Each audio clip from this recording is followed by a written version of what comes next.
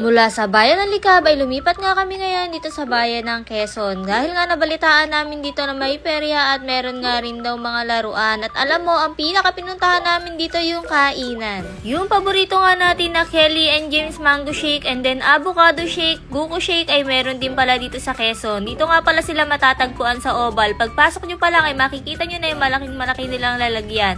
Ayan, si ate napakaganda at napakababait na mga nagtitinda. Grabe. Alam nyo ba na sobrang fresh and then real na real yung avocado at mangga na inilalagay nila dyan. Isa nga rin sa mga dahilan kung bakit lagi silang dinarayo at laging ubos yung kanilang mga tinda ay dahil sa fresh na ingredients. Available nga rin pala to in different sizes. Meron silang small, medium, large at extra large. Makikita nyo naman sa harap nila kung magkano yung price. Kaya kung mapapadaan kayo o malilibot kayo dito sa bayan ng Quezon ay huwag na kayong magdalawang isip na tikman. Kaya ano pa hinihintay nyo? Come and visit. Bye!